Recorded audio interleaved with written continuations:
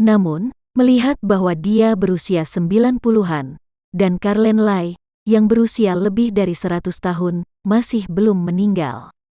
Beberapa tahun lalu, Carlen Lai meninggalkan Amerika Serikat dan kembali ke Indonesia selama 3 tahun.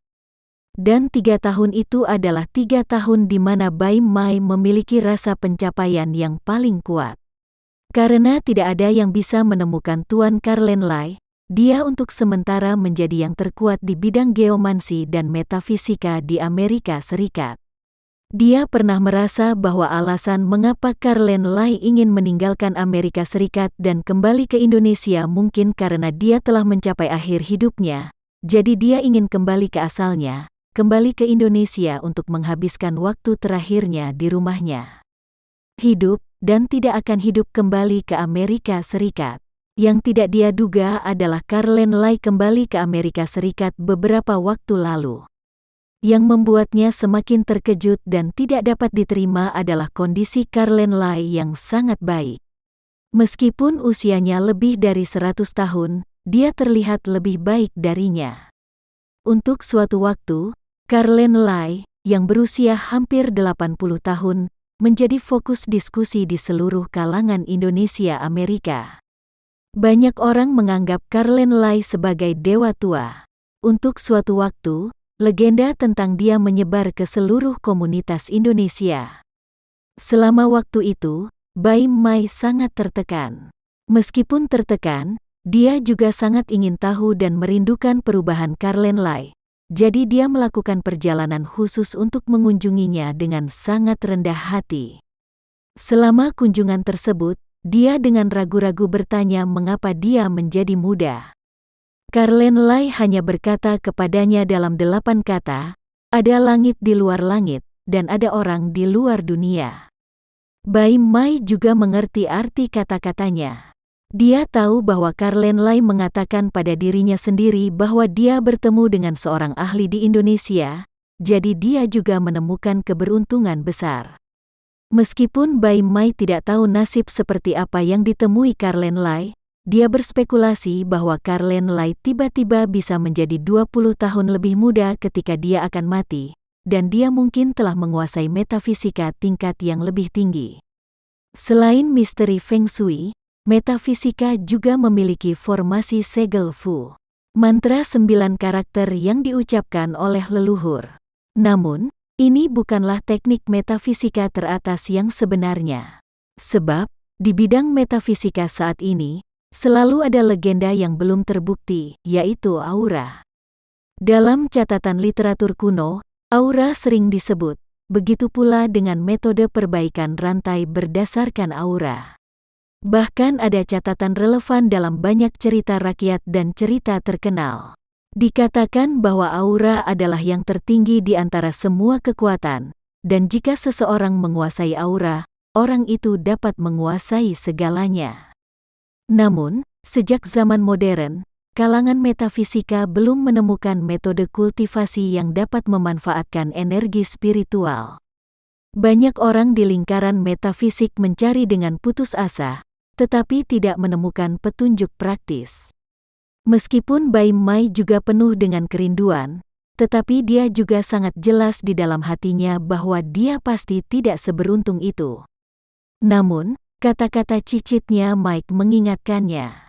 Jakarta, mungkin itu kesempatannya sendiri.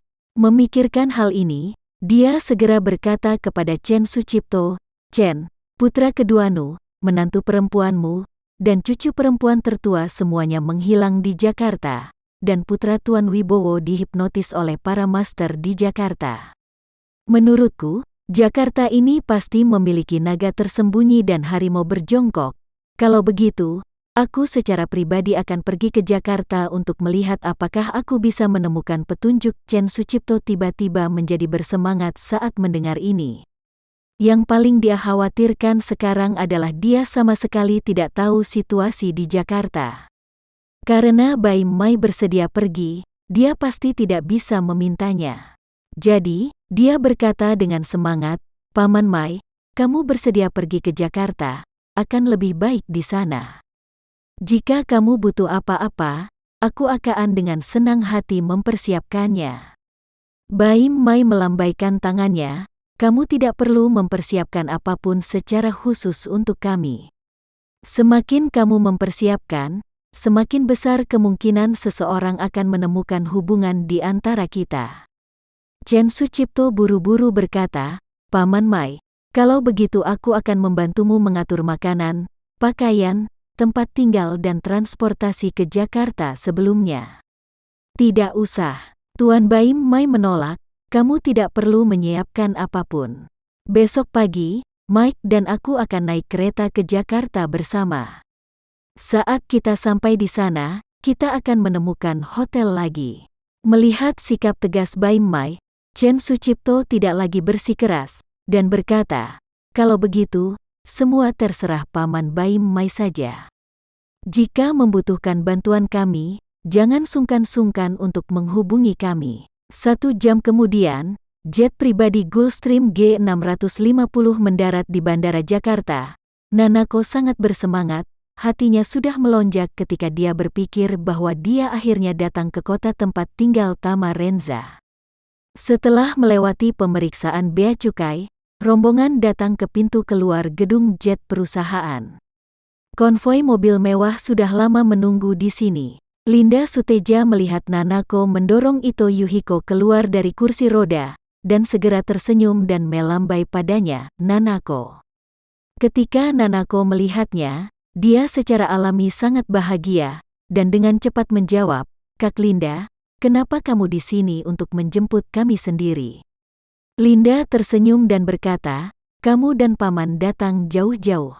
Sebagai tuan rumah, aku tidak datang untuk menemuimu secara pribadi. Dengan itu, dia buru-buru membungkuk sedikit ke Ito Yuhiko, dan berkata dengan sopan, Paman Ito, selamat datang di Jakarta.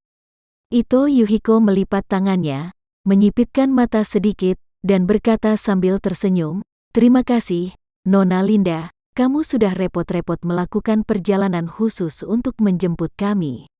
Linda Suteja buru-buru berkata, Paman Ito, sama-sama. Kali ini, kamu harus tinggal di Jakarta beberapa hari lagi. Kalau begitu aku akan menemanimu dan Nanako berkeliling. Sambil berbincang, Linda Suteja berkata lagi, Nanako, Paman Ito, tim sudah siap, ayo kita pergi ke rumahku untuk istirahat. Kamar sudah siap, aku secara khusus menyiapkan pesta makan malam untuk kita mulai. Ito Yuhiko buru-buru berkata, Nona Linda, aku sudah memesan hotel. Emi, Tanaka, dan aku tinggal di hotel bersama, jadi aku tidak akan mengganggumu. Linda Suteja buru-buru berkata, Paman Ito, kamu sudah sampai di Jakarta. Sebagai tuan rumah, bagaimana aku bisa membiarkanmu menginap di hotel? Kamar di rumah sudah siap, dan ada cukup kamar, jadi kamu bisa hidup damai. Ito Yuhiko tersenyum dan berkata, Nona Linda, kami bukan pilihan terakhir. Kami tidak ingin menimbulkan masalah bagi siapapun. Nanako adalah teman baikmu. Dia tinggal di rumahmu. Aku secara alami tidak punya pendapat. Orang tidak datang untuk mengganggu rumahmu. Sebaliknya, jika belasan orang mengganggu rumahmu, aku benar-benar merasa tidak enak. Meskipun orang Jepang sangat sopan dan sopan di luar, sebenarnya mereka sedikit dingin. Ketidakpedulian ini sebenarnya bukanlah sifat manusia yang lemah, tetapi mereka tidak suka menimbulkan masalah pada orang lain. Jika mereka dapat melakukan sesuatu sendiri, cobalah yang terbaik untuk melakukannya sendiri. Tidak merepotkan orang lain sebagai upaya terakhir.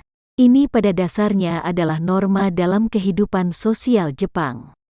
Oleh karena itu, Ito Yuhiko lebih memilih untuk tinggal di hotel, bebas, tanpa menahan diri, dan tanpa menimbulkan masalah pada orang lain. Linda Suteja ingin membujuknya lagi, dan Nanako buru-buru berkata, Kak Linda, kamu tidak perlu membujuk ayahku. Dia memiliki temperamen yang keras kepala. Kamu tidak bisa meyakinkan dia. Sekian dulu ya video kali ini, kita lanjutkan lagi videonya di lain waktu.